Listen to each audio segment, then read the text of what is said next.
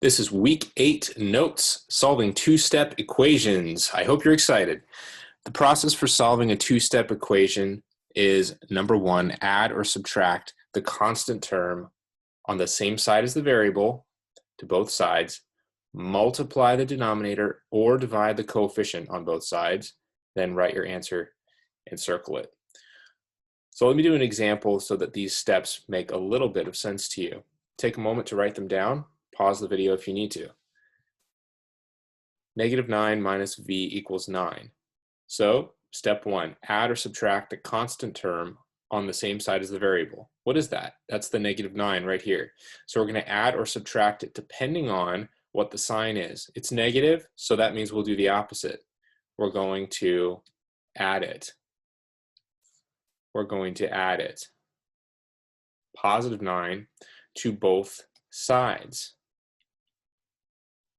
So that means we're going to have a 0 here and just a -v now on the left side, equal to 18 now on the right side.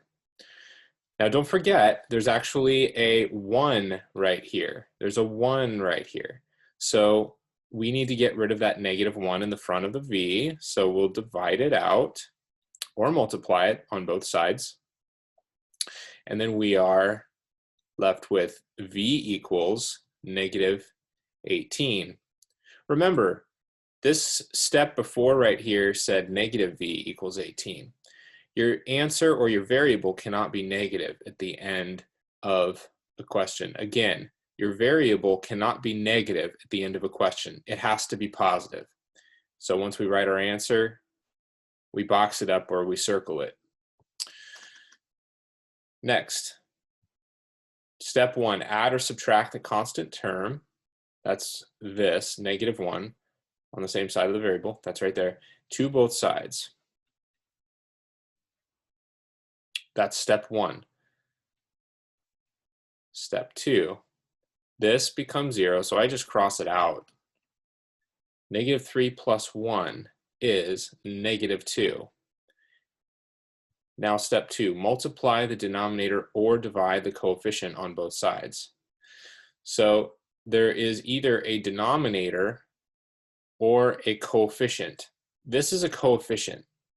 It's a number right in front of the variable being multiplied by the variable. So we're going to divide the coefficient on both sides. That makes the 2's cancel because 2 divided by 2 is 1. And then we're just left with a b equals, and then -1. Box your answer. Next question. Add or subtract the constant term on the same side as the variable to both sides. That's the -8 right here. So because it's negative, we're going to add 8 to both sides. That leaves us with this -8n on the left side by itself. 56 plus 8 is 64. And then we have a -8 in front of the n. That's our coefficient, okay? So we are supposed to divide the coefficient on both sides. What does that do for us? Well, it gets that n by itself on one side. So we can cancel these out because -8 divided by -8 is 1.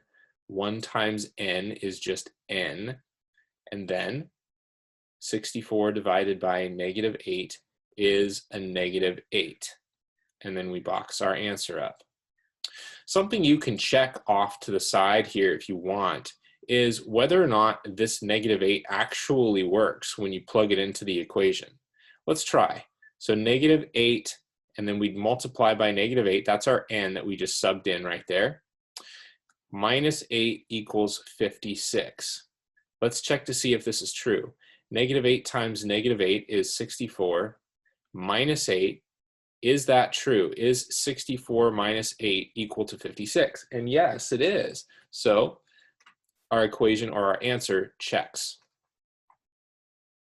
That's a good thing to do. Number 4. Now we have a division going on. Variables being divided in this question. So we're going to follow the steps the same as they were up here.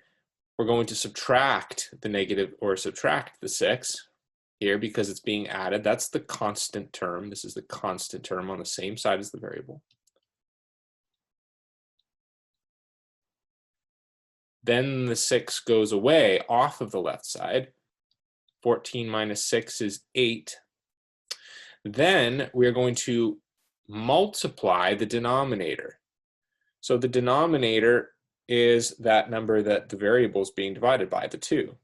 So we're going to multiply both sides by 2. So times 2 on the left, and then times 2 on the right. And what does that do for us on the left side? It gets that n by itself, because the 2 will cancel with the 2, because 2 divided by 2 is 1. N then equals 8 times 2, which is 16. Check it. 16 divided by 2 is 8. Plus 6, is that 14? Yes, it is. That is the answer. Let's do a different one. So number 5, we'll identify our constant term. We add it because it's being subtracted. Do the opposite. That makes it go off of the left side, which is our goal. Then we can rewrite t divided by 7 equals 10, right? And then we have our 7 here, which is dividing the t, so we're going to multiply by 7. We multiply by 7 on both sides. Remember, whatever we do on one side of an equation, we must do on the other side. Divide by the 7, t equals 70. 10 times 7. Does that check? Does that check? 70 divided by 7 is 10, minus 8 is 2. That does check. Number 6. Number 6, our last one for the day. So our constant term is 1. It's positive 1, so we're going to have to subtract 1 from the side that the variable is on, and then also the other side, because that's what we have to do to keep the equation balanced. We're left with a negative x over 5 on the left. 5 minus 1 is 4 on the right. And then we have a negative in front of here. What we can do is first start by just multiplying by the 5. There's a little trick I'll show you at the end here, but first multiply by the 5 to get the 5 off of the denominator, but do the same on the other side like we always do. Actually, let me make that in a different color so you can see the steps easily. So multiply by the 5, multiply by the 5. The 5's cancel and you left with negative x equals 20. Now, like, remember what I said before, we can't have a negative variable at the end. So we have to divide by negative 1 at the end, because there is a 1 here. Negative 1 divided by negative 1 is 1. But then we are left with x equals, because the negative 1's cancel, 20 divided by negative 1, which is negative 20. Now, does that check? Negative 20 divided by 5, you have 2 negatives there, which is really just coming out to 4, and then plus 1 is indeed 5. So that does check. And we're done.